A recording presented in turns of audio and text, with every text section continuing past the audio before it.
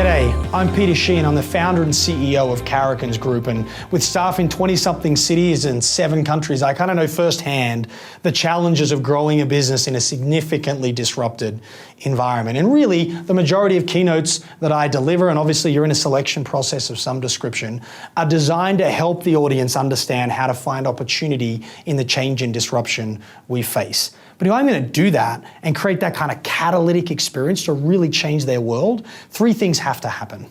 Number 1, I need to do my research. This is the research brief for the speech you're about to watch. This is 300 plus pages of industry data, of benchmarking to really understand their world, because how can I possibly help the audience find opportunity in change and disruption if I don't understand the change and disruption?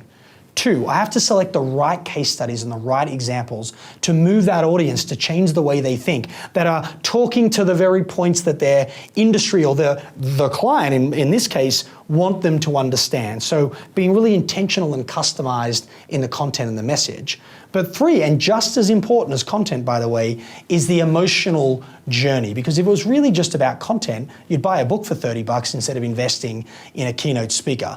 So this audience is a financial services audience. They're the highest performing agents in their distribution channel, and they are getting massively disrupted. The Department of Labor, the omni-channel world, and the role of technology in service delivery, transparency of fees, like big changes. And my objective, the clients specifically ask, the specific ask of me is to 1, have them see and find and believe there's opportunity in the change. And number 2, get them willing to commit to making the change. So that's the context of this presentation, and you should be thinking about that as it relates to your audience as well. But number 2, I'm going to stop at a couple of points along the way and help you understand why I chose a particular case study, or what I'm trying to achieve, or why is the balance of the keynote so much of that content and not so much of that content, so you can understand the process. And again, the process would look different to your audience. This is for the financial services industry and this specific populace, but you'll get an understanding of how we would partner together if we were going to work on your event. So sit back, relax, enjoy the experience, and I'll see you on the other side. We want to help this group of unbelievably successful people find opportunities for even greater success in spite of the change and disruption that we face. So I spent most of the time preparing for today, trying to get my head around what kind of change are you actually facing, what kind of disruption is ultimately out there. And I begun at the macroeconomic level, and obviously we've got all sorts of volatility in the environment and a low interest rate environment, which really doesn't help on some parts and some sides of the business. So that was a pretty obvious kind of exploration. I then moved from there to demographics. You know the story about demographics as it relates to the workforce. The agent population has a very mature average age when relative to the country, and the biggest challenge we've got is only about 2% of millennials are even thinking about a career in insurance, so we have some real challenges around the workforce issues there. But on the flip side of that, and I think Peter did a pretty good job pointing this out, is that we have less than 5% penetration with long-term care. Life insurance has been actually flat for about 30, 35 years in this country. So the aging population represents a huge market opportunity if we're willing to diversify into that space. So that kind of wrapped up the demographic piece. And I thought, well, let's take a look at legislation. Lost 7 days of my life trying to understand the Department of Labor, after which I thought I might stab myself with a pencil. Got through that experience and thought, well, there's a little bit of change and disruption going on there. I thought, well, let's take a look at the industry.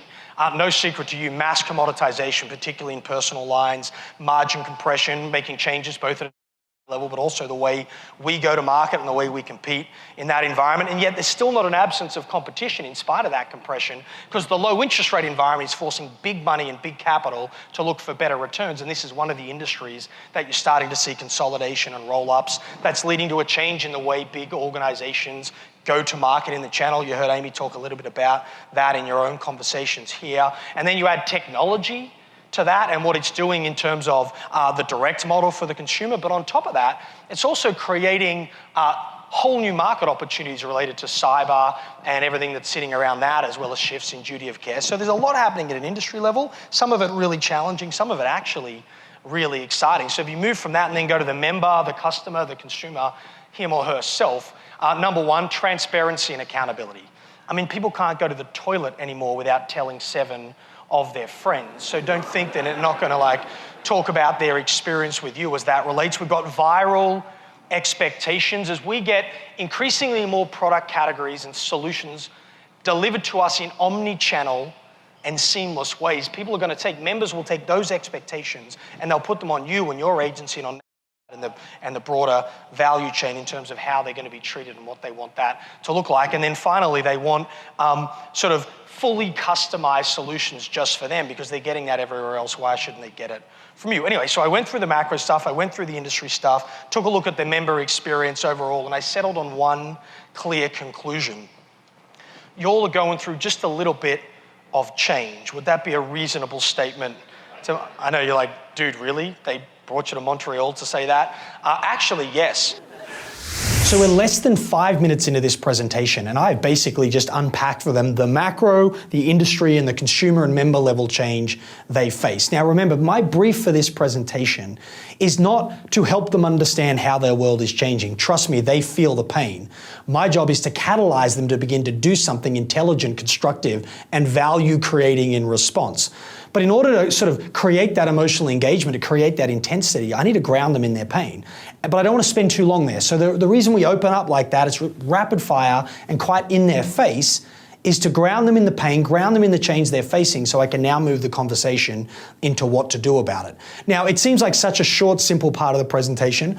I have like a 300-page briefing document that I needed to read and understand and consume and synthesize in order to open it up like that. Let me tell you the outcome for the audience from that experience. They are under 5 minutes in and they're like, number one, this guy understands our world. Number two, wow, our world, there's some pain in our world right now. Three, gosh, I hope he's going to give us an answer. He understands it, but can he help us do something about it? And that's really the goal of hitting them so hard so early with that content. I know you spoke yesterday with Edie about really big picture changes and what 10, 20, 30 years might look like. I have zero interest in dissecting these changes in any more detail than you've already done. I think you know what's happening. You don't need someone from the outside to come and remind you. I think a much more fruitful conversation is what do you do about that stuff? As a firm, my company, Karrikins Group, we do about 40,000 workshops a year for about 1.2 million people, all of them going through change, all of them being disrupted. So that's a pretty good sample size when it comes to looking at the data and how people respond. And can I tell you, in all the work we do all over the world, we have only ever met 3 responses. We've only ever seen 3 responses to this kind of change, this kind of disruption. Response number 1, lay in the corner in the fetal position, sucking your thumb whilst making small mewing sounds and hoping it all just goes away. Anyone familiar with this behavior? Yeah, right? Like, in fact, some of you did that this morning, but that was more related to the wine you had last night than it may be the external market conditions. But can I tell you seriously, I would define certain public sector boards as responding to disruption right now in exactly that way. I don't think you're in the top 5 to 8% of agents and you behave like that. So I'm going to work under the hallucination that whilst we're all engaging those behaviors at times, that none of you live there, yeah? Let me tell you, actually, a significant percentage of this agency population are in that box. The average age of an agent within this distribution network is late 50s, compared to the average or the median age of the population they're trying to serve, which is actually in the late 30s, right? And the major challenge the company, my client, has with their distribution channel is that they're not responding to the change because many of them are towards the end of their life, really. Not at the end of their life, the end of their professional life, let's be fair, right? And so what I'm doing here is using what's called social identity theory. I'm trying to have them reject an identity, even if it's one that could relate to their behavior, to begin to have them associate themselves with a more constructive or a more proactive identity. And you'll see me unpack that now, but I just want you to know I'm playing with them a little bit here. They know I'm being a little bit facetious. It's a bit tongue-in-cheek. Second response is what we call the passive-aggressive response. It's when we come to the celebration here in Montreal and we all nod our head in all the sessions and we're like, yeah, there's so much changing and so much going on, and then we go back to work and we do everything exactly the same way we did it before we got here. Anyone familiar with that behavior? Not an unreasonable behavior, by the way, but certainly a challenge. I'm going to come back to visit that in a second, because the third response is, wow, the world's changing, so must I. Quick question. Is responding to change enough, however? Is it possible that as an entrepreneur, as a business leader, as each and every one of you are, is it possible to respond to change and create more damage and destroy more value through your response than you would have if you'd otherwise done nothing. Is that possible, yes or no? Absolutely. In fact, it's the majority of responses usually destroy value. I mean, I've never met a business leader, an entrepreneur who tried to alienate customers, frustrate staff, and destroy value, but I've met plenty that do it all the time. And it's often because of the way they choose to respond. So I'm going to work under an assumption that the vast majority of you are going to see what's happening and do something about it. But I want to make sure what you do about it is value creating, is differentiating for you and how you go to market. But just before I do, I want to just stop in this second bucket for a second. Some of you have been at this for 20, 30, sometimes even more years than that. Each of you are obviously independently successful and most likely independently wealthy as well as a result of what you've done. You could be forgiven for saying, you know what, I'm good, I'm just going to ride this one out. I can deal with the margin compression. Life will be just fine for me, thanks.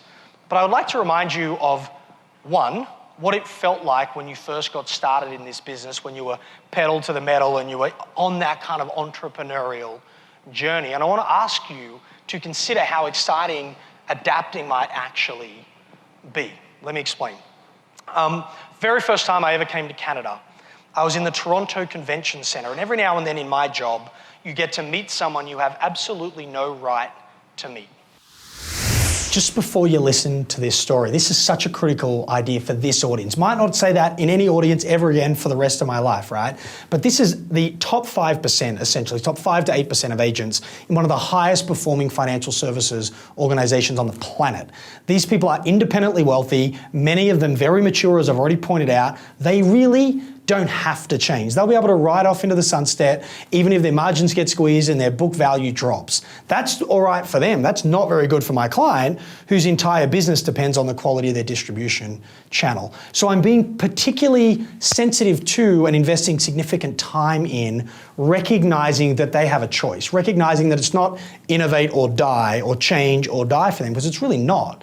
And I want them to go, okay, I see that we don't have to, but now I want to create what I would call a burning ambition. So the first 3 or 4 minutes, stating the pain, talking about what we'd call the burning platform, like something's really happening in this industry. But that's not going to be enough to get them to change, because it's not burning so fast that they're not going to survive, right? So now I'm reversing the psychology and going, not only have you got the burning platform, but what an unbelievable opportunity. Like, remember when you first got started, the power of being an entrepreneur, of adapting to an uncertain, volatile, changing environment. And so I'm now going to double down on a story that I hope appeals to that identity, them as a successful entrepreneur, and have them start to identify and be aware of how critical it is to not only be good at what you do, but reinvent no matter how good you already are. And that's really where we're going to go with this conversation. May not do that in another audience ever again in my life, but for this audience, they needed this conversation.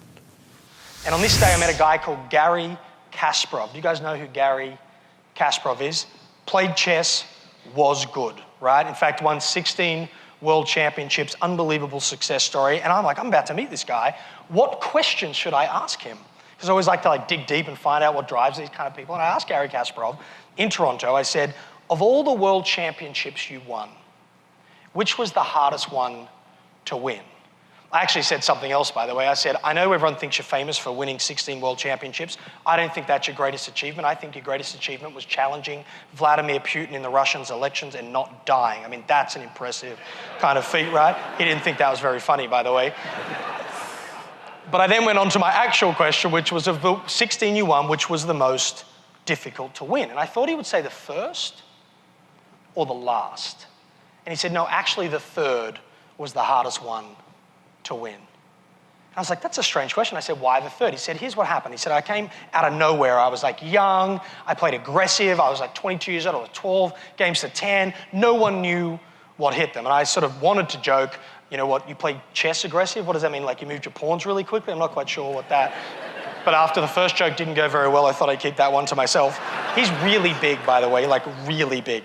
Anyway, so he says, I played really aggressive, played fast, I won 12 games to 10, no one knew what hit him. He said, I came back year 2, and he said, I won again with exactly the same strategy I won year 1 with.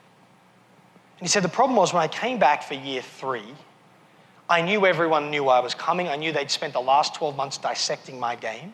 And then in order to win the third time, I didn't just have to learn a whole new way of playing. You've kind of heard this cliche before. But I had to unlearn an old way of playing as well. And he said that was much more difficult than learning a new way of playing. But he said even that wasn't the most difficult thing. He said the hardest thing was when I was in a game and I thought I might lose. He said I would feel this deep physical distress. Like I would feel a physical pull back to playing in the way I had historically had success out of fear that the new way wasn't working. And he said, what I came to understand in my third year is that in order to be great and stay great, you have to be capable of escaping the gravity of your own success. And as I thought about this group of people, like the top 5, top 8% of performers across one of the most respected brands in the industry, I get that, you guys are unbelievably successful. You're my kind of people, entrepreneurs going at yourself. Some of you well and truly could finish the game right now and ride out on top. But I would put it to you that in fact, what made you this good and what got you to this level was not only the entrepreneurial energy and willingness to take risk, but it was the willingness to let go sometimes of even the things that underpinned and were foundational to your success to relearn a new strategy and go to the next level. And I've never met anyone who retired and was wishing they had less to do. Most people actually get there and they go, I want more to do. I want to be re-engaged. I want to be relevant. I want to be important. I want to put it to you that even those of you that could easily ride this change out, that in fact you would be bored outside of your mind if you did, and that in fact all you've ever known is how to reinvent yourself and adapt and change, or unlearn and relearn and escape the gravity of that success. So whether you're in this bucket because you just don't want to change and you think you're brilliant, or if you're in this bucket because you don't need to change and you are, I would just provoke you to consider being in the third bucket and consider adapting one more time. Because who knows what's around the corner, what life comes at you fast. I think Bill was at the campaign, right? But 2, because it's actually who you are as a person. So you might notice I'm being pretty gentle with this group right now. Like I can be provocative and pretty in your face, and I started fairly assertively with this group, but now I'm really talking about them and their life, and I want to give them a bit of credit. This is the top performing agents. These guys have created unbelievable success and wealth for themselves and probably don't have to change right now. We want them to change because that's what's good for my client. And so I'm just acknowledging where they're at, and I'm trying to be sensitive to the fact that if I showed up there with that kind of cliche, change or die or innovate or die, they could sit back and go, you know what, sunshine, we're going to be just fine. So I've hit them hard early, created a bit of a burning platform. I've talked about the importance of not waiting for a burning platform though, and starting to change early, acknowledging that that's scary because you start risking all the things you've set your life up for and worked for to this stage in your life, but then saying, why don't you just consider this? And so I'm gently bringing them into this third bucket, which is the world's changing and I better do something about it. But let's go to this focus, let's go to this conversation. Let's make sure we're in the 30% of responders that creates value in response to the change. We did a project for a client probably about 7 or 8 years ago, maybe even 9 years ago now, called News Corporation. You guys know News Corp, right? They owned it. At the time, they just bought Dow Jones, the Wall Street Journal. They owned 21st Century Fox, Fox News, etc. And Murdoch was struggling with massive change. The problem was they used to make their money controlling the distribution of video, print, audio content, and they'd monetize the points at which they had control. Then the internet came along and let people download what they like, whenever they like, on whatever device they like. And their business model was under massive threat. Anyway, we got hired, and they asked us, it was such an interesting project, they asked us to go back in time and study organizations who had been disrupted in similar ways, but had actually found more opportunity on the other side as a result of the change. But specifically, they asked us to look at what was the difference between the decisions made by those that created value and the decisions made by those that didn't. And we went back, we didn't just study companies, we studied societies, we studied not-for-profits, we studied anything we could get our hands on. One of them was, we studied the city of London in 1901. In 1901, turns out the mayor of London, a guy called Joe Dimsdale, put together in a room, not dissimilar to this, the smartest people that he could find on the planet. They were trying to build a strategic plan for 1925. Quick question, who'd like a 25-year planning horizon. Would that be right? Yeah. Anyway, 25-year planning horizon. The disruption he was facing was population growth. It was exploding in London. So he's like, my city's exploding at the seams. People just keep moving en masse to the city. Birth rates are high. How am I going to get this city ready for 1925? And after 3 days, they settled on 3 key issues that they thought the city would need to be ready for to be successful in response to the disruptive force of population growth. Quick question. What priorities, what 3 things do you think made their list? Like if you were the mayor, you ran London, it was 1901, what do you think would have been on your mind? By the way, this is the bit where you get to be allowed. Did you say insurance? In fact, transportation was number 1. They estimated that based on population growth, they would need 1 million new horses to get people around. Seriously, that was in their plan. Now, if you have 1 million new horses getting around, you've got a whole lot of other problems that you now have to deal with. Hygiene was number 2. How do you keep the streets clean and disease-free? Third issue you probably wouldn't guess was property prices. How do you house that many animals close enough to the city that people have access to them, but not so close? They take up all the available land, supply and demand gets out of whack, no one can afford to live in London anymore. Quick question. How relevant was their strategic response to change come, say, 1905? So, tiny bit of interaction here, right? Not just like me getting that gentleman or a couple of people to yell out, but now I'm forcing them to put themselves in these former scenarios of change and disruption. I'm going all the way back to 1901 because it's non-threatening. But I'm slowly going to bring this conversation forward so they can begin to acknowledge one thing, that most people who went through massive change and disruption deluded themselves about how significant that impact was going to be on their business. Because whilst I just was quite gentle with them and acknowledging maybe they don't have to change, the truth is the impact of the omni-channel world, the impact of the fiduciary standard, the demand for fee and commission transparency in their industry is coming very, very quickly. And I would actually put to you that the change is going to be more severe than they're probably willing to admit. And so what I'm now trying to do is take them on a gentle and then slowly more confronting journey to say, maybe I don't know everything, meaning them. Maybe my answer to what's happening and my belief that I don't really need to do anything about it could in fact be flawed logic, as you'll discover, a very bad assumption. And so I start all the way back in 1901. It's a fun and interesting story. I can get some interaction happening, force them to get involved, but it's also non-threatening. It gets more confronting and threatening as we move forward. We studied here in North America, we studied the telecommunications industry. We looked at AT&T. I don't know if you know this, but in 1990, AT&T hired McKinsey, because nobody gets fired for hiring McKinsey, and paid them an inordinate amount of money to do a market feasibility study on the opportunity cell phones represented. That was a pretty big disruption. Would that be a fair statement? And so they studied it. McKinsey, millions of dollars went into this report. McKinsey published a thing. Here was the question. If AT&T was to sell 100% of phones in 100% of the world's markets for the next decade, how many cell phones might they sell? What was the total market opportunity? And McKinsey come back with their report in 1990, and it is 900,000 cell phones. This room probably used 900,000 cell phones in that period. In fact, do you want to know how many shipped in the 10 years that followed? 900 million shipped. Park that. I could give you 100 of these examples, but let me just wrap up here. We were asked to present the findings. Now remember, here was our brief.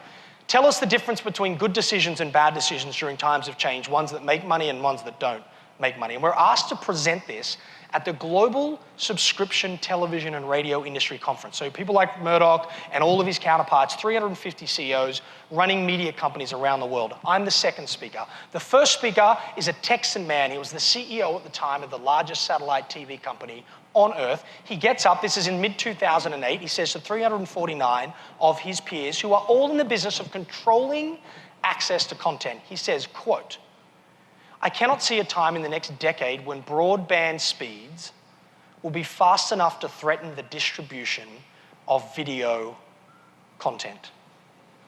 Unquote. And I'm about to do a speech about how executives do stupid things in the face of change, so I basically just get up and I'm like, dude, seriously? I actually didn't say that. I got up and said, that's a really interesting perspective, which turned out to be a very smart thing to say because he then became the COO of News Corp, and that would have been a very uncomfortable conversation for us to have. Let's say our renewal meeting wouldn't have gone quite as well, right? But I did get up. While he was giving his speech, I emailed one of our clients that owns a website called YouTube. You might have heard of it before.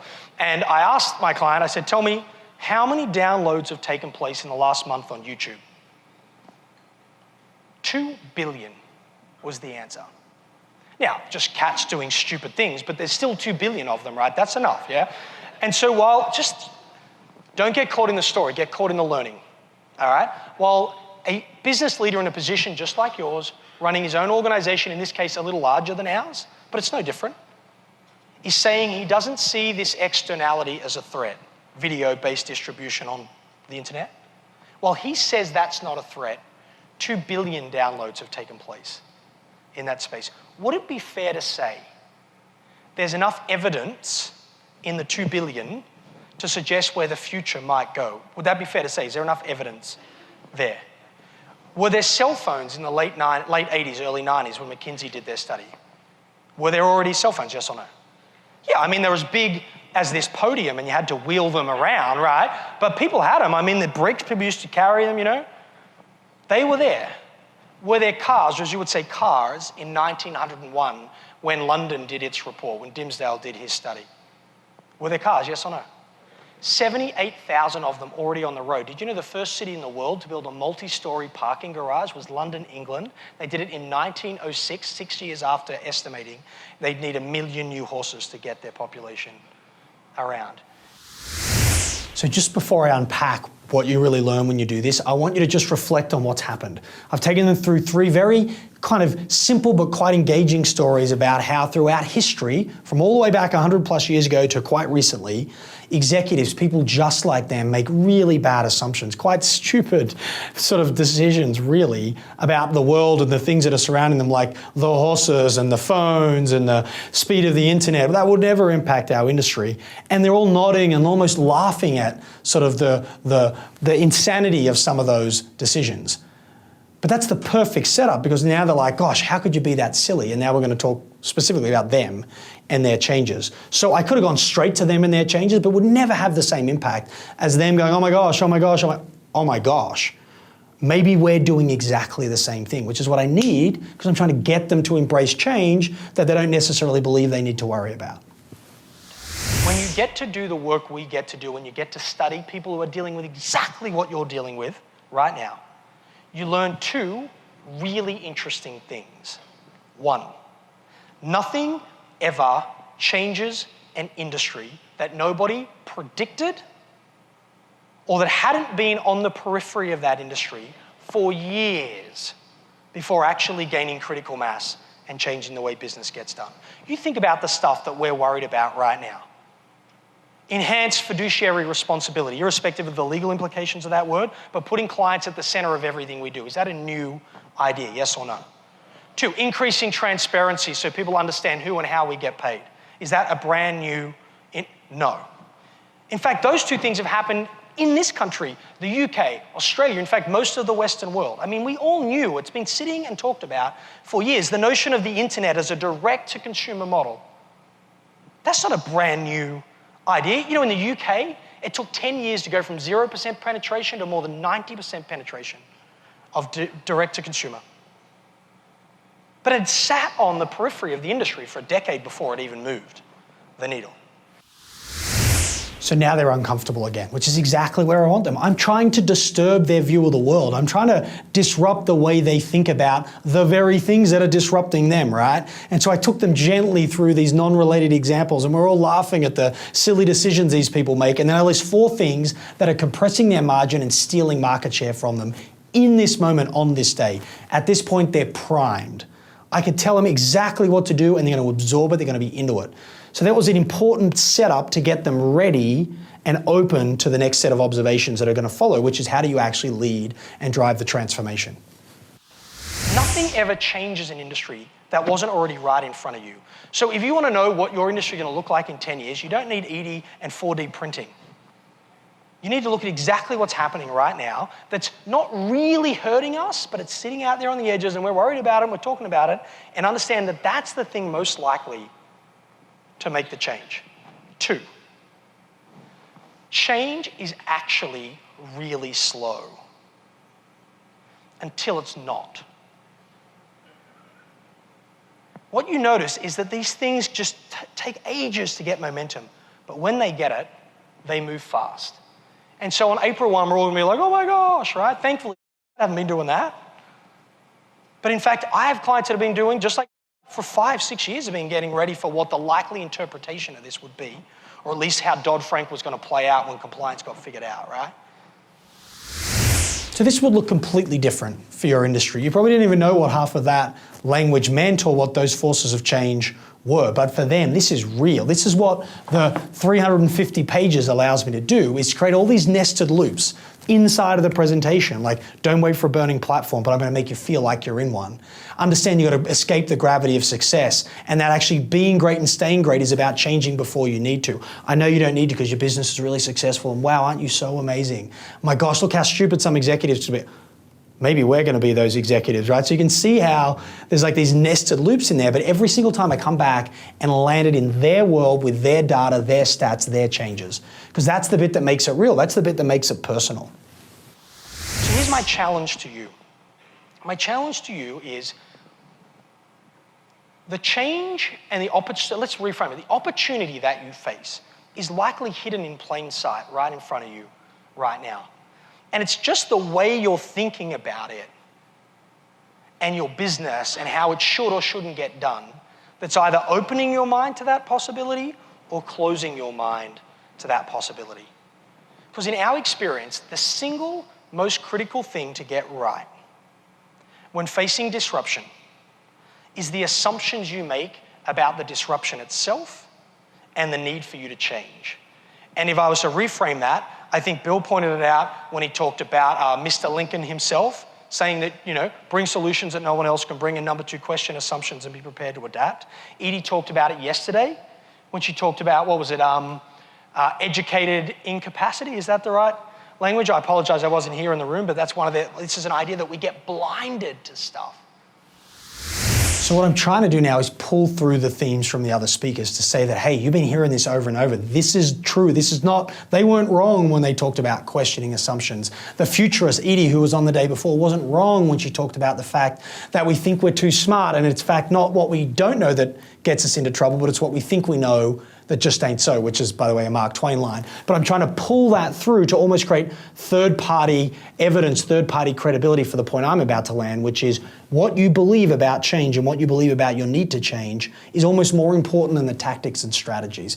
And so I'm not the only speaker that's probably landing this point, so I want to pull that through for the whole conference.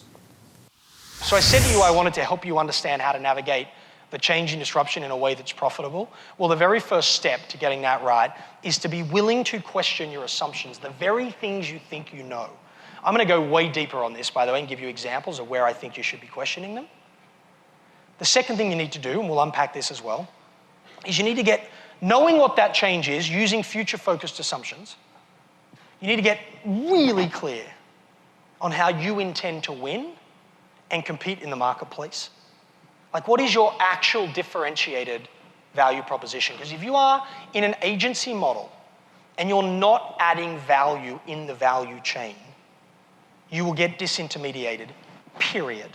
It happens in every industry, in every country on earth. We will not be an exception. We have to understand the value we bring and how we win. And then every dollar we spend and every hour we invest has to be lined up to that value proposition, and you ignore the distractions. 3, that means you've got to take some risk. Small, controlled risks. You don't bet the farm on this stuff, but not having to bet the farm depends on responding to change sooner. Does that make sense? You'll start to see these things linked together. And then 4th and finally, again, Murray Lincoln said the same thing. Collaboration. Transformation doesn't happen in isolation. It happens together. So before we start unpacking the case studies and the examples, I want to explain two things to you. Number one, there's actually 7 or 8 critical things an organization and an individual, an entrepreneur needs to understand to successfully navigate change. In an hour and 5 minutes, you can't do 7 or 8. So I've picked the 4 that are most critical to this audience based on the objectives set by my clients. So for example, collaboration is in there because one of the visions of their current CEO is this concept called one company, and I won't say the name of the business, but his whole idea is that there is a closer relationship and greater collaboration between the agents and between agents and head office, right? So that's why I may have chosen that at a structure level. However, where the real magic happens, and the reason we do all this research, is because I want to choose case studies and examples to illustrate assumptions, for instance, that are actually assumptions that they're at risk of making. So I'm going to unpack a case study and then I'm going to land it in where I think they are at risk of making the same mistake.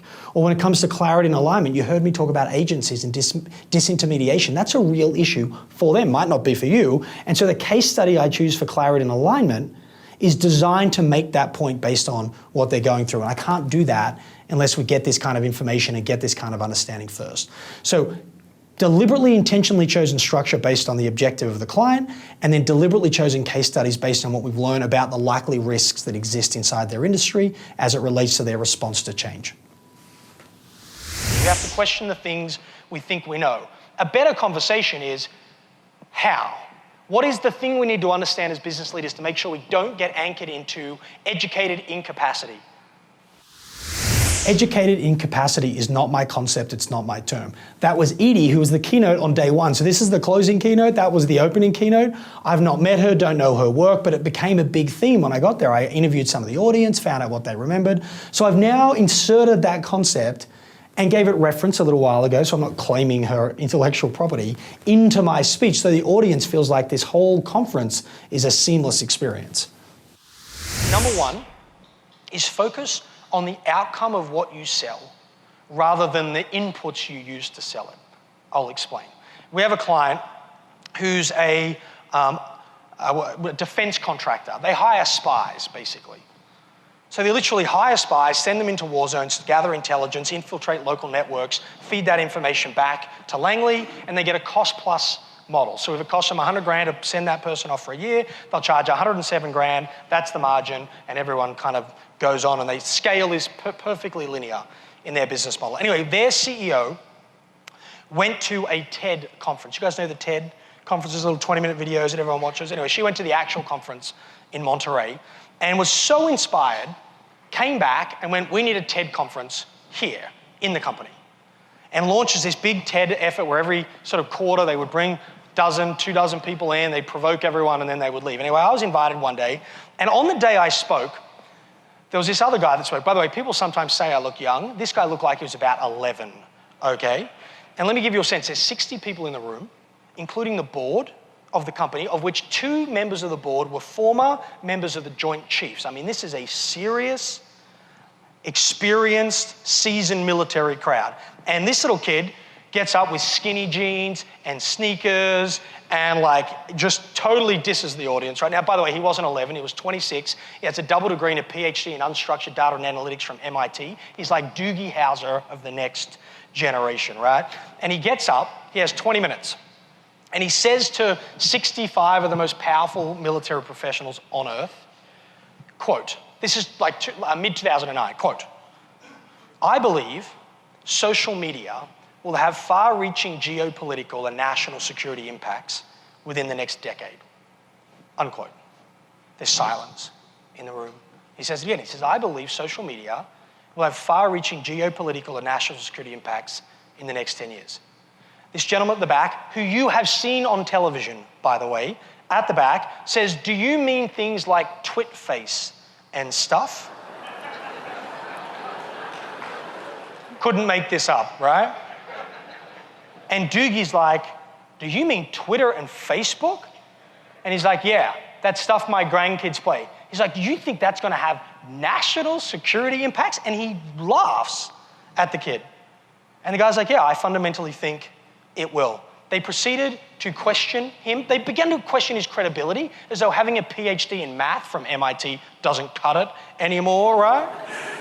And off he goes and they laugh their way off. But there were 3 people in the room who thought there was something in it and went and conducted a little bit of work on their own and thought that maybe there is a way that you could scrape the World Wide Web for unstructured data, tweets and stuff like that, and begin to run pattern recognition, just like an Amazon engine would do in an e-commerce platform, but do it with information and data, and then look for patterns and exception to those patterns, and feed that information back to Langley. Maybe we would be able to find different, if not better, intelligence. And in fact, turns out you can. You can find better intelligence for less money without sending people into war zones to get it.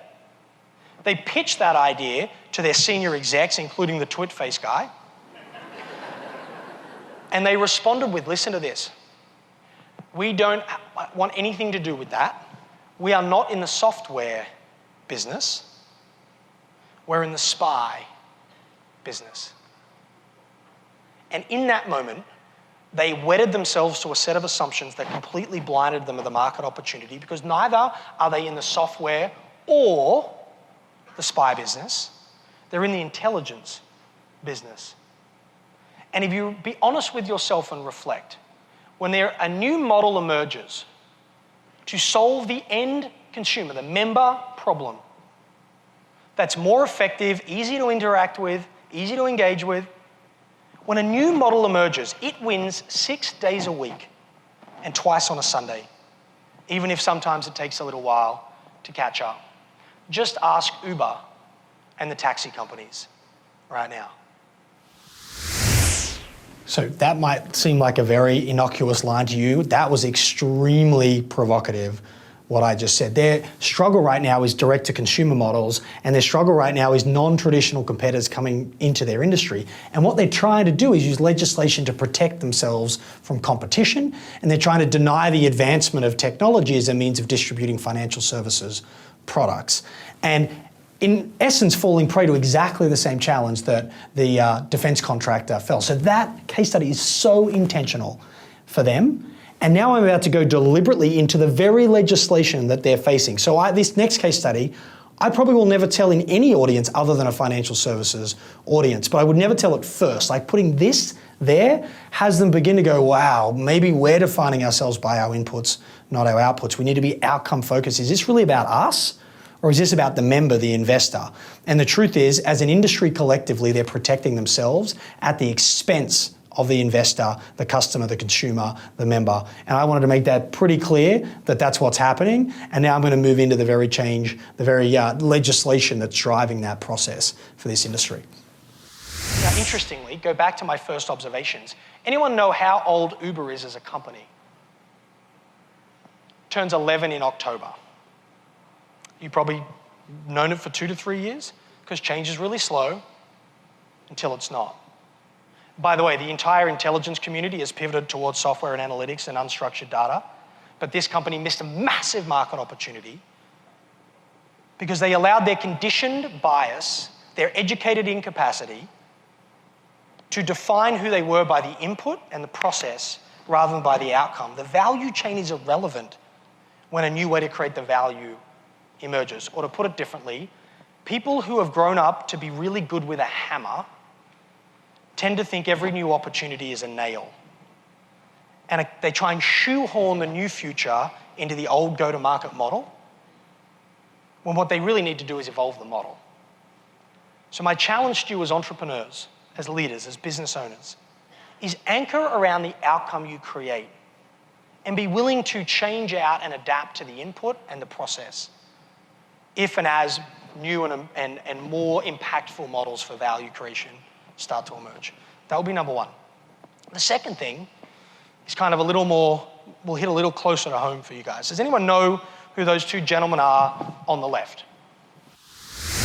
This will be the most boring part of the presentation for you as a third party, but those two gentlemen in the slide, forget Michael Porter, who's an academic on the right, are the congressman and senator, I think, I'm not sure actually where they sit in the House, who are driving the legislation that is pulling the rug out from under this group. So when I put that up there, I can assure you they're paying more attention now than probably at any other point, even if the case is probably less relevant to you. But this is like their world. That's Messrs. Dodd and Frank, right? Obviously, they've been on your dartboard for a little while. I understand this, right? Anyone know who the guy is on the right? It's a guy called Michael Porter. Michael Porter is the single most cited business academic in history. He's believed to be one of the top 5 management gurus like ever, right? And he got famous with a thing called the Porter hypothesis. He did a study in the early sort of, I think the study started in the 70s, but he really drove it deep in the 80s. He studied the industrial manufacturing firms following the EPA legislation that fundamentally changed the way they engaged in process and the restrictions around pollution and runoff. I mean, I would put to you that what Dodd-Frank represents to you is nowhere near as disruptive as what the EPA legislation represented to these groups. I mean, this is massive transformation. Trust me, environmental legislation is not my sweet spot. It's also not something that I think is particularly interesting. However, it's the same sort of scale of government intervention in an industry is happening in financial services right now. So these kind of examples are extremely related to this audience. May not be relevant for yours, but really relevant for these people, which is why we do the research to pick the right examples. And he studied the firms who were the quote unquote most compliant, meaning they were most aggressive in their response and most willing to invest in going above and beyond what the requirement was as it related to reducing waste and protecting the environment. And he studied their market performance compared to their peers. And here's what he found, that the more aggressive the response was to the regulation and the legislation, the more profitable the firm was in the decade that followed. Because by virtue of leaning into the disruption, leaning into the change, leaning into the requirements, they found opportunities in their business for efficiency and innovation, and in fact, revenue that they didn't realize they would find. So for instance, some of them make more margin selling the waste of their core product than the margin they make selling the core product itself. Isn't that mind-blowing, right? And I would like to provoke, this is a bit, by the way, where I make sure I never get invited back, okay? So I would like to provoke you to look at the DOL and everything related to Dodd-Frank in a really similar capacity, because, and I want to say that for 3 reasons. Reason number 1 is, if you get to the core of what the requirement is, it says, number 1, do your research before you make a recommendation. And number 2, make sure that recommendation is really good for the member. We shouldn't actually need to legislate for that, by the way. And I think it was Peter or Bill that pointed out on stage this morning, if you're in this room, it was Pete that Peter talked about, if you're in this room, you're already brilliant at this stuff, right? Like, you are likely already compliant, for the record. That's number 1. The second reason is, this has happened before in other parts of the world, okay? Including where I'm from. And I remember going through the whole experience. Would you mind if I shared with you what the outcomes were in terms of this go-to-market? And now, I need to just back out. It was as impactful on the financial advice space as it was on the agent space. So I get that we sort of sit in different parts of this kind of industry. But here are basically what we learned from the international reality. Number 1, everyone believed 2 things. Number 1, that the fiduciary standard, and it wasn't quite called that in Australia necessarily, but this idea of best interest, everyone thought that was going to destroy the market. Like, they really thought this was Armageddon and the beginning of the end. And 2, they believed the simultaneous emergence of technology would commoditize everything that they did. Neither turned out to be true, by the way. There were 4 or 5 things that happened.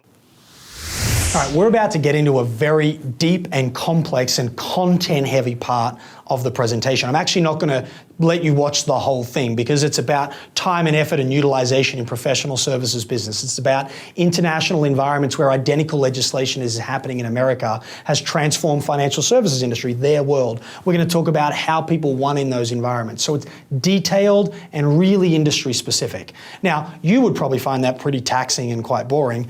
This is the bit they're almost the most engaged in from the whole presentation, because I'm taking this abstract worldview and I'm driving it deep into their business. We're literally going to talk about their operating model and how they go to market. What I am going to do is, before I skip to the next case study supporting this assumptions idea though, I just want to show you, 20 seconds of me amongst the crowd and having the conversation. Because if you're going to go deep into content like this, then being amongst them so they feel like you're kind of part of them and part of their industry and part of their world, number one. And number two, just the stimulation of me moving around amongst them is important to keep this as an engaging piece. So I'll show you a little bit of that footage, but then I'm going to skip to another case study, which is going to be very light and airy and not as content and substantive as most of my stuff, but that's really intentional because even though you haven't had to watch it, there's probably 8 minutes of deep industry knowledge and deep industry information that they're going to have sat through before I bring them out energetically out the other end. In the UK, the number of agents dropped. In Australia, they didn't at all, actually. So in some countries, there was some consolidation and cutoff, but in fact, not necessarily across the board. Here's the really interesting one. This won't affect most of your businesses, but the level of transparency enforced required fee-based service rather than commission-based service. You're like not even close to where some of the extremities of some of these other legislative environments. But what happened is when people had to start demanding a fee for service, they got really good at adding value. Does that make sense? And it wasn't that they added value and then they charged for it, is they charged for it and then they worked out they had to add value. And the value followed the price, which is actually quite inspiring if you think about it. It's exciting as a concept. And then fifth, and you already know this is happening, you're going to seek increased consolidation both in your part of the channel but also across the market. That's ultimately what happened. Guess what? They're all still there. They look very different than they looked then, and they act differently, and they have new processes, but some of them are making extraordinary amounts of money in the new reality. Ultimately because of what we call the self-fulfilling prophecy. Okay, really quickly, this example is going to feel quite light and fluffy. This is for two reasons. Number one, I just took them through some of the most dense material they're going to have for the whole conference, let alone a keynote, and I want to bring the energy back up, right? Number two is I'm talking about the self-fulfilling prophecy. It's quite a nuanced and abstract idea, and so I almost want to back them in without them even noticing to the realization that their beliefs are being manifested in their reality as well. And so it's light to bring the energy up, and it's light to gently make a very sort of direct observation about them in their lives that almost feels disguised in a way. The University of Buffalo did a fascinating study. It wasn't of business, it was of marriages, actually. Who in the room is married, has a long-term partner, someone they've been with for more than 3 months? Okay.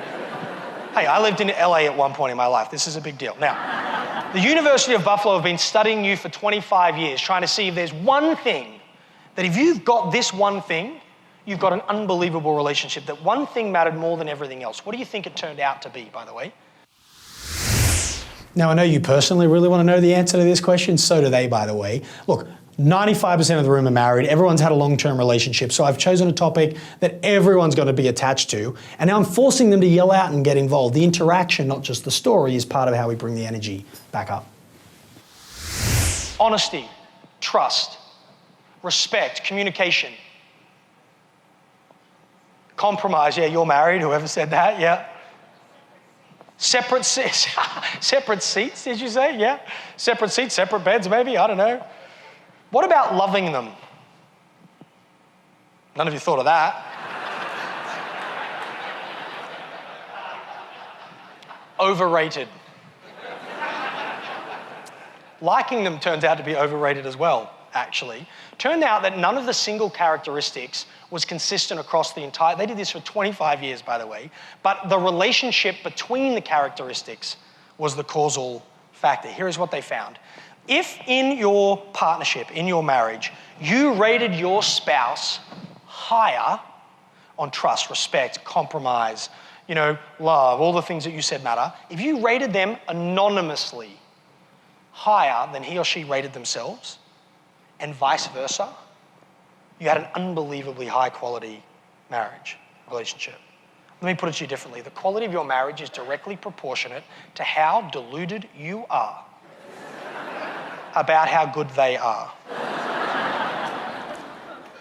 They call that in sociology a self-fulfilling prophecy. In medicine, by the way, we see exactly the same thing. We call it a placebo effect. Did you know the single most repeated, proven concept in all of scientific history is the placebo effect. Nothing has been proven more often and more consistently than the fact that the mind has an ability to control physiology. If you can control physiology, do you think having the appropriate mindset about change and an orientation of positivity towards it could manifest itself in a set of behaviors that creates a good outcome merely because you were looking for a good outcome? Or to put it in the simplest terms possible, change is neither good nor bad. It is whatever you decide it will be.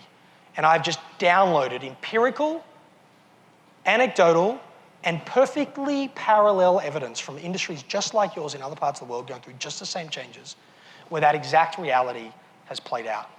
So I would challenge you after today, 1, to get rid of this negative narrative around it.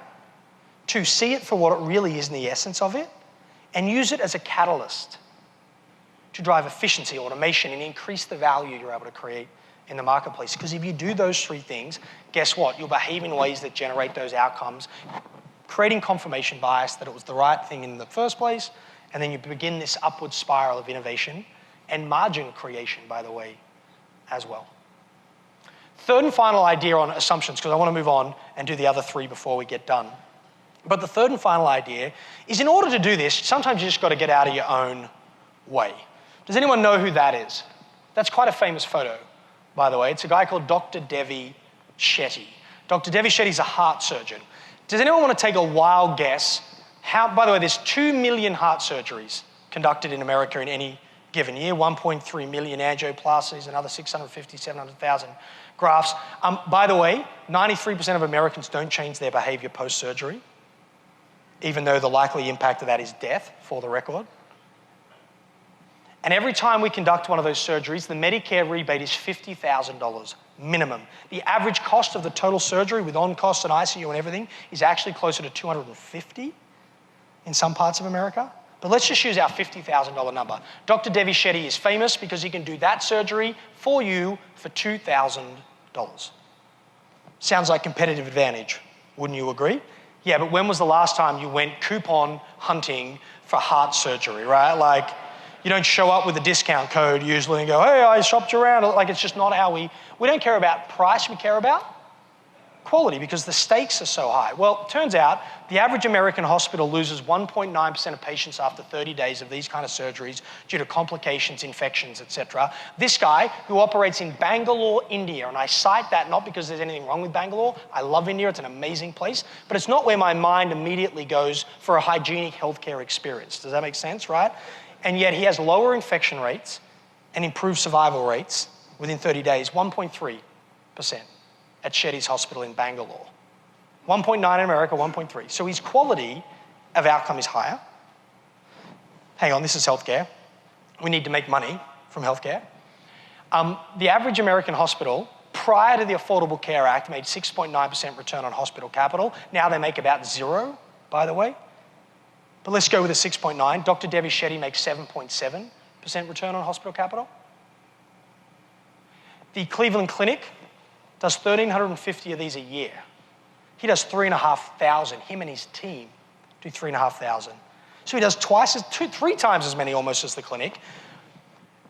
For 1/25 of the cost, gets a better outcome, and he makes more money. Do you think there's something interesting going on here that we should explore, right? His answer is simply the Ford production line. He says, quote, "It's not rocket science we're talking about, it's just hearts." He says, we roll them in, we draw the line, we cut them open, we put the stent in, we don't leave a sponge, we stitch them up and we send them off. Next. It's a production line. Now you think about how uncomfortable that makes you feel. Because you've been conditioned to believe it's all art and it needs a rock star to do it. And he's like, no, it needs a beautiful, replicable process to do it. I remember a journalist interviewing Devi Shetty and she's like, why don't all surgeons do this? Why doesn't every OR run like this? And he said, they do. Every OR has a division of labor and a production line. And she's like, yeah, but nothing like what you're doing. He's like, no, nothing like what we're doing. And she said, why? And she pestered him and pestered him and pestered him and pestered him and finally said, all right, his joke, not mine.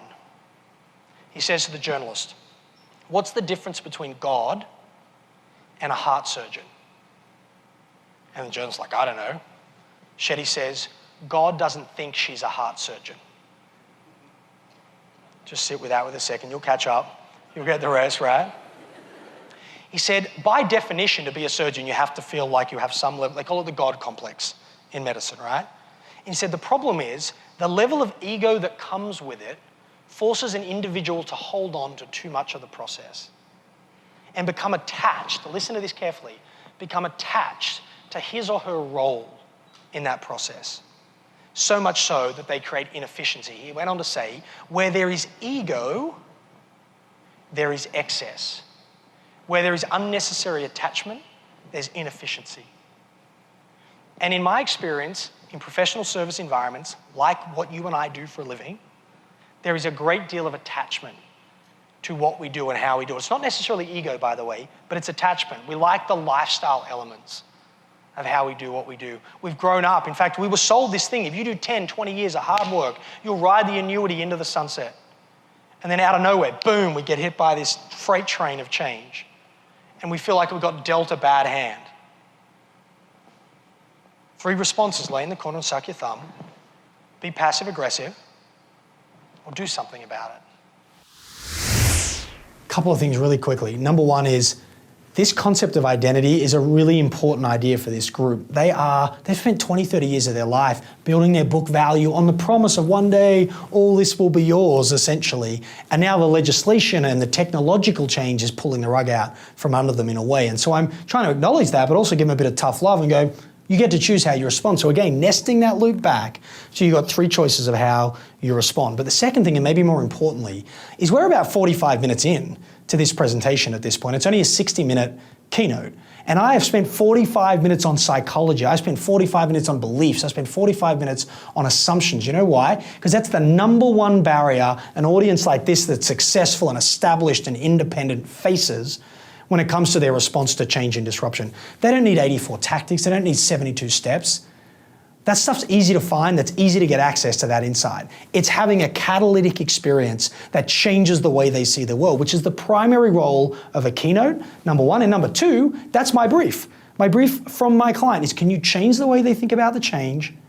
And can you change the way they think about responding proactively and doing something about it? And I know their biggest barrier is beliefs and assumptions and identity and attachment. Some of them are running around with this narrative that the world's dealt them a tough deal because of this legislation, under some delusion that a change of government will change their world. No, the whole earth has gone in this direction. And so I'm playing at that level and I'm giving it that much time because it's the most important value from the keynote and the most important insight for them in their world right now. And then I'm going to unpack quite quickly the last couple of observations related to the 4 steps, even though I'm still only really wrapping up now the first. Don't get attached to the lifestyle elements or to the parts of the process that you're in. Get some elevation, orient around the outcome, look for the positive opportunity, and then begin to make change in alignment with that. But it needs to be more precise. By the way, I included the data in the slide deck. I'll make sure you guys get the slides if you want to track any of that stuff. But this might be the most important thing I say all day. No matter what happens, you have to get really clear on how you intend to win. And I'll tell you why. What is happening right now in the insurance space, both in the personal and it's increasingly the compression and commoditization is creeping into commercial as well. And it's absolutely happening in financial advice with robo-advisors and ETFs and a whole bunch of stuff happening over in this space as well, right? The things that's happening in those 3 core markets, essentially, is 1, predictable, and 2, has happened many, many times before. It's just a maturity process. The problem is the industries are getting, the maturity is accelerating, which makes it hurt. And so if you study industries that have been through exactly the same experience, a very predictable set of events takes place. They start in a place called happy land. Happy land can be described as small firms doing reasonably well that are protected geographically and whose margins are predictable and good for a consistent period of time. That sounds like your business. Would that be a fair statement? Happy land, right? And then out of nowhere, some force of disruption, be it technology, be it legislation, be it changing consumer expectations, member expectations, all 3, by the way, are happening to you at one time, and it disrupts happy land. And 3 models ultimately emerge from the disruption. This has happened in hundreds of industries. You have a volume model that begins to emerge where people compete on price. Let me just do that neater. You have a volume model where price is the competition. You have a niche model where differentiation is it, or you have what's called a services model where breadth is the solution. Let me give examples. Dell, IBM, Apple. See, niche isn't small. Niche is just a really narrowly defined value proposition. And these are the three models that emerge. Either one, you push the volume, where you go, my margins are getting compressed, so I better sell a massive amount of product to amortize the cost of compliance, in your case, across a larger deal flow or a larger velocity of business, right? Or I find a way to add more value, niche, by being multiple standard deviations from average. And I maybe service a really specific group because it's the only way I can develop enough expertise to create multiple standard deviations of additional value. Or three, I move up and I go, you know what, the most valuable thing I own is the relationship I have with my clients. They trust me and they have for a very long time. What else could I sell them?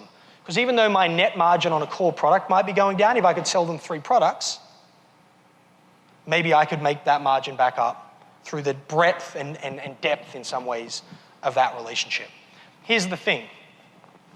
Anything that sits on the left is about price, and anything that sits over here is about value. Now, I think it's fair to say we know where most of you are going to get to play. It's probably moving up and then slightly to the right, okay? Let me tell you what most firms do. They stay in the middle. They stay in the middle and they try and compete on price, but they can never outprice the big guys. You can't out-Amazon Amazon. You can't out-Walmart Walmart. They try and differentiate, but then when you say, what's your point of difference? They say, service, it's the relationship, and they give you abstract answers that have no value in the mind of the member at all. Because they're not really differentiated. They're not multiple standard deviations from average. Or when someone asks, they'll sell them a little bit extra, but only if they ask. Make sense? And what happens is the land of the happy land becomes the land of the boiling frog. Do you guys remember that metaphor from the 90s, right? Basically what happens is our margins get squeezed just a little bit every year. And then we get to President's Club or Champions thing and celebrate our success and everyone's sitting around the beer bar all night going, man, do you remember the good old days? That's when you know you're in the land of the boiling frog, is when those conversations start to emerge, right? You've not seen this behavior ever, right? And because what happens is we end up being nothing powerful to anybody. We're not discriminatory. We don't play with a really clear decision of how we win. And I promise you the great companies know exactly how they're going to win. And then they put every single dollar they have and every single time unit they have to invest in amplifying that value proposition. And they're saying, you know what, we're not going to play over there. That's not our space. This is our space, but we know in order to win, we have to be this good. Or they broaden and go, you know what, it's relationship. 2,000 to 5,000 members on average in the room, right? That's the breadth. I mean, you guys have thousands of relationships that you could leverage. So get really, really clear how you're going to win. It's not my job from the stage to tell you exactly what you should choose. But I am absolutely going to tell you that you should choose. Don't get caught in the middle.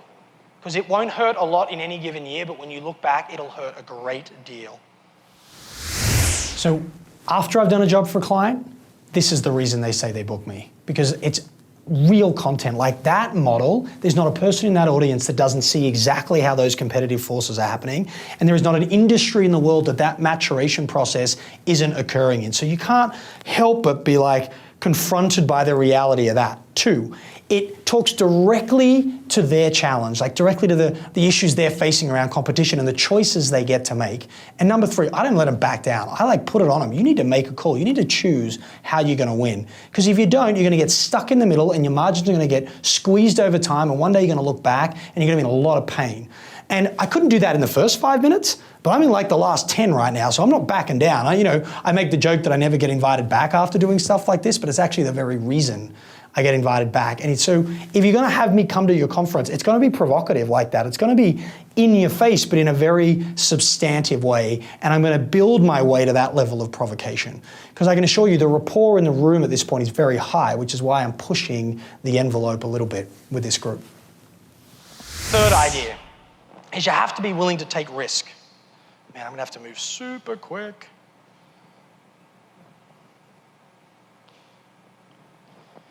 Because nothing changes if nothing changes. Let me give you a super quick example of this, and then I'll give you 1 point on collaboration, then I'll set you free. Does anyone know what this environment is? Anyone ever seen this retail environment? This is quite famous now as well. It's the Burberry flagship store on Regent Street in London. Been there a couple of times, extraordinary environment. Let me remind you what happened. Angela Arendt leaves Donna Karan in New York, gets hired by Burberry, and to reinvent a 140-year-old brand that's going out of business quickly. The Wall Street analysts peppering her when she gets the job. One of them says to her, Angela, who's your biggest competition? They think she's going to say Coach or Louis Vuitton or Gucci. She says, no.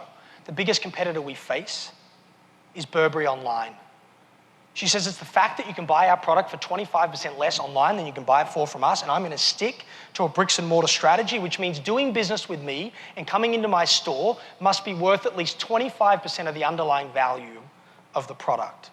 Can you see the parallel, by the way, between what she was dealing with and what we're dealing with as intermediaries in the channel? Doing business with me has to have economic value above and beyond the underlying product. She says, my biggest competition is, can I build a store environment worth 25% of the value of what people are prepared to pay for the product? First version of the store had facial recognition cameras out the front on Regent Street. So as you walk down Regent Street, theoretically, they would match your face to your Facebook profile or your Burberry profile, and they would send you a message. Hey, Pete, just saw you walking down Regent Street. Come back, have we got a deal for you? Freaky and weird and thankfully illegal. So that never actually made it in to the store. Some of you are like, whoa. No, but this is what did make it into the store. When you walk into the store, more than 50% of the garments sold by Burberry already have a near-field communications chip embedded in the tag. Not only that, but they have the highest penetration of members on smartphones of any brand in the world. So you walk into that store, if you're a regular, she knows who you are. That sends that information up to the CRM, which sends down to the handheld device of the sales clerk everything you've ever bought from Burberry in your life. If you're in Sao Paulo the week before and you bought an umbrella, they're going to know about it. Turns out that's not particularly useful though, because they don't want to know what you've bought, they want to know what you're going to buy. So they take that information and then they also scrape your Twitter feed and your Pinterest feed. And based on everything you've bought in the past, everything you've pinned or tweeted, and what other people like you have done and bought from the current range, they send a set of recommendations to the people serving you of what products in this year's range that you're most likely to like. They go one step further. There's no point making recommendations they don't have in stock. They take the CRM recommendations and they cross-reference them to the ERP system. And they only recommend things that they have in store or could have at your front door within 24 hours. They go one step further. See that massive screen? In the middle, it plays catwalk footage. But they change the catwalk footage in the store in real time based on the cumulative buying history of everyone who's in there and the current weather in London. And they go one step further. You'll see those blue screens all around the top floor. There's 100 mirrors inside of this store that also double up as flat screen, high definition televisions. And they change and they come on and off and they interact. And if you take a garment off this hanger, it activates the screen closest and shows you the artisan making the garment. Because if you're going to spend $2.5 grand on a raincoat, you better have a really good story to justify that purchase, right? And then the next screen closest to it says, by the way, this scarf and this bag looks beautiful with that jacket. And they've created the most interesting blended commercial environment in the world. And here is the real critical thing. Two things. Number one, when everyone else was running around trying to take the offline model and put it online, she says, no. That's the wrong assumption. That's taking the conditioned belief, being good with a hammer, and trying to force it into a new world. She says the reason we're losing to online is something is happening online that's not happening in stores right now. What we should be doing is taking online and bringing it into our blended bricks and mortar experience. I want you to think about that. It's about taking the very disruptive force itself and bringing it into the current thing. Now, FYI, 300,000 hours went into building that store. There is no way Burberry could ever afford to do that in every single store in a million years, and I've been there half a dozen times and it only works about a third of the time. And the reason I say that and give you the honest truth about it is because it's not about perfecting the future model. What Burberry were trying to do was lean into the disruption that they faced and learn what the future would look like. And the single biggest takeout they've had from that store is that customers don't like to be treated like they're in a group. They like to be treated as though they're a segment of one. And you're seeing this, by the way, in insurance right now in a big way, this kind of use of telematics and the ability for us to segment and create risks at the level of the individual. Well, people are going to want that in their experience as well. And what Burberry have gone on to do is build the most powerful CRM engine in luxury goods. And it was inspired by this risk they took by moving into the very thing that disrupted them the most. Okay, so on first glance, using an iconic apparel brand like Burberry in a financial services setting might seem like a crazy idea, but in fact, there are three really specific reasons for it. Number one, the case itself makes the point about taking intelligent risks, and it's one of the most critical steps in leading through transformation is compartmentalizing and taking smart risks. So it makes the point. But it makes two really important subliminal points as well. The average agent in the room has somewhere between 2,000 and 5,000 members, clients, customers, and they currently sell basically one product per each of those customers because they don't do anything to develop their relationships. And my client's goal is for them to sell 2 or 3 products per relationship and to develop CRM muscle and CRM capability to do it. So I'm subliminally pushing the corporate strategy at the same time. And number 2, financial services being overcome by technology and this concept of a blended delivery system, the concept of an omni-channel experience is critical as well. So I'm lending credibility to the role technology can play in relationship management. So I'm making the point about intelligent risks, I'm subliminally reinforcing the corporate strategy and the ask of the agency population, and I'm creating a third-party reference for the importance of technology use in managing those relationships. Way more thinking goes into that than, hey, Burberry's a sexy example.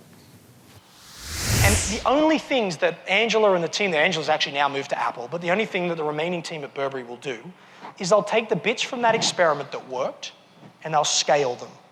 Does that make sense? They didn't make a massive bet on every store in the entire world. They picked one environment and tested it. And I think we could do the same. What if you were to take 100 customers, 100 members, and just test how successful you could be at broadening your product line, your solution set for that segment, and then learn on those 100 before you roll it out to the 2,000. What if you were to pick just one 90-day stretch where every new prospect that came in the door, you attempted to broaden their need state so you could play a deeper and broader role in their lives? What if you were to do that? And just try it. You're not betting the whole business. You're just leaning into that opportunity just a little bit and you're learning there. And then only when you know what works do you begin to scale. So let me sum up and then I'm going to give you the final point in the last 3 minutes. Number 1, what you are facing is not new. Every industry is being disrupted in some way, shape, or form. When you study those who get disrupted and do well in the face of disruption, you learn that the fundamental difference between good decisions and bad decisions are the assumptions that we bring into the future world. You cannot take your conditioned views from the past and shoehorn them into the future. You have to orient around the outcome, not the input, and let go of your personal attachment and bias in that process. 2, you get really, really clear on what your value proposition will be and how you're going to win, and then you align behind that, spending every dollar, every unit of time that is discretionary on that point of difference. 3, you then begin to take risks as you reinvent the model of the future. You lean into these periphery changes, these disruptions that sit around you, not because they're going to work, but because over time, the faster you move, the more you'll learn how to make them work. That risk-taking, that original entrepreneurial behavior that made all of you as successful as you are. And then the 4th and final thing you need to do, and it's no different to what was said in the earlier remarks, is that transformation will not happen in isolation, it will happen in collaboration. Let me wrap where I started. Now you might be asking the question, why did he just wrap and he's got an example to go? He hasn't even made the 4th and final point. two really specific reasons. One, sometimes my sessions can be a little bit like drinking out of a fire hose, so wrapping them together and tying a bow around it is critical. I don't do it last because it's intense. I want to take them out on a high. I want it to be a really provocative but interesting and engaging end. And I also know that the CEO's vision is to have one, insert company name here if you remember my remarks from earlier, right? And so I want to end on a high and I want to end on a topic that's really connected to the organization and its vision. So I wrap now so I can take them out in that direction. When we did that study for News Corporation, we studied lots of successful companies and lots of unsuccessful companies. The one company that gave us the most consternation of missing the biggest market opportunity that was right in front of them was Sony. I want you to think 15 years ago, I'll do this really quickly, 15 years ago when Sony was sort of sitting on what you could argue was a gold mine. I mean, they had every possible asset you could ever need to compete in the world. They owned the technology, right? I mean, they were synonymous with miniature sound. Like when the iPod hit, no one was better positioned to ride that trend than Sony. They not only had the technology, but they also had the distribution. They could get into any store anywhere in the world within 48 hours and could have blanketed the world with MP3 players and whatever they wanted. They had a third thing, which was brand. They were synonymous with the category. If you had bought a competitor to the Walkman, you still would have called it a Walkman. Do you remember? Like what Kleenex is to tissues, they were to digital music. Or, sorry, to portable music. They owned two more assets. What were they?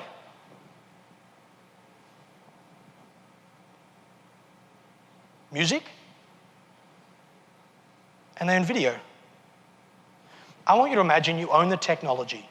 I want you to imagine you've got the most enviable distribution platform in the whole marketplace. I want you to imagine that you have a brand that's synonymous with the category. And then I want you to imagine you have the content that goes on the device. And now I want you to imagine you missed the biggest market opportunity in 50 years. I have lost sleep trying to understand how that happened. I think someone should go to jail for that, by the way. No, really, you steal a car, you go to jail, you destroy billions of dollars. Did you know their market value is down 55% since that day? Apple's up 7,090%. Clearly, I was really long in Sony stock and I haven't quite gotten over that experience yet and I'm carrying it with me into the new millennium.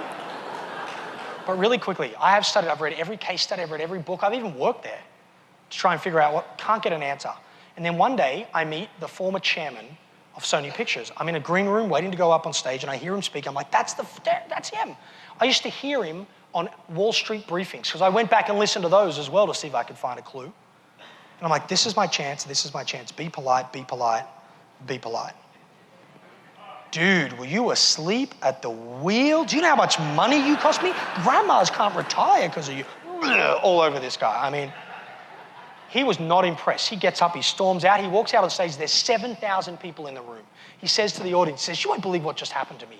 The waiter out the back just asked me how Sony missed the biggest market opportunity in 50 years, and I figured if he wanted to know, a bunch of smart people like you probably want to know as well. He said, quote, and I'm finishing here, he said, quote, do not believe anything you've read, anything you've ever seen. Anyone who's making up a story about how we missed the biggest opportunity in 50 years, it's wrong.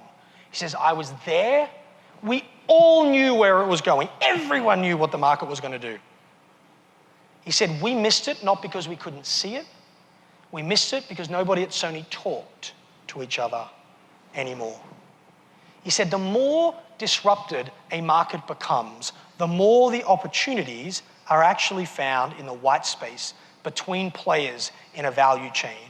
He said, what we own the whole value chain, needed to get right was the collaboration that sat through the middle. And one of the most powerful things about the channel you're in and the relationship you have is that you're not on your own. The better you leverage each other and the better you leverage this whole value chain, the easier you're going to find to navigate this transformation. Do not go it alone. You don't need to, and you won't make it if you do. So from me to you, have a rockin' time in Montreal. Thank you for the invitation. Take care, guys. I'll see you next time. Well, I hope you enjoyed the process of unpacking that experience. I got to be honest, it's going to look different for your audience.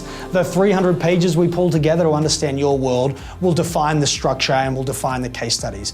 But hopefully you're getting a good sense of the balance between content, insight, observation, and the energetic experience itself, which at times is funny, but at other times is very provocative and quite in your face. But really, that's the goal of a keynote. If you're going to invest the money to bring someone like me in, you want to change their world. You want to create a catalytic experience that shifts the way they respond and changes the way they act. And that's what an experience like that's designed to do. Be happy to partner with you for you and your event. Just reach out and let us know how we can help. Thanks for taking the time.